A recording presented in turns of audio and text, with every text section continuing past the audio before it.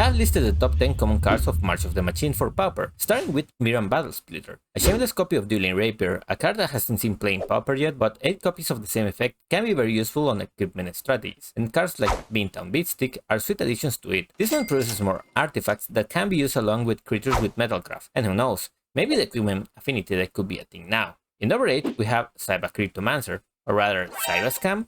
I'm seeing a lot of hype in the community about this card, but a counterspell or a spells to sprite is extremely better for 2 mana. Still, it's one you have to keep under your radar, just in case someone's break the meta with it. A card that is definitely not a scam is Hail Hopper. This card can be played in many creature decks, starting from mono green Stumpy, silly strategies like Cobbles, or even consolidating ones like Affinity. Definitely keep an eye on this cute fella. Number 6 spot we have all the land cycle creatures. What is interesting about them is that they can search for any land that shares a type with them, meaning they are excellent ways to tutor for duels. And watch out for Alabaster Host Intercessor, as it's one of the very few creatures in Pauper with a butcher effect.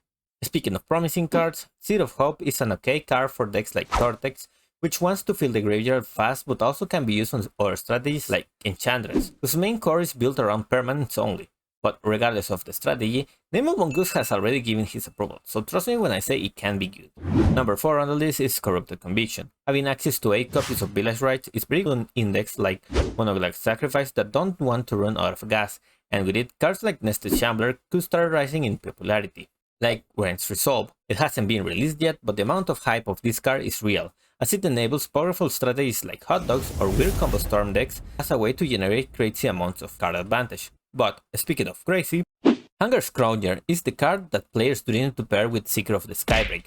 If you use it with Fist of Flames on, let's say, an X-proof creature, you can deal massive damage to kill your opponents. But to me, the most broken card for Pauper is Meeting of Minds.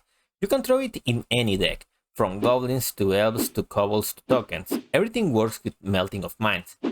And Ethereum Spearning in particular loves it for being almost like a second version of Thoughtcast. Now, if you're new to Pauper and want to test other cool decks, click into that playlist.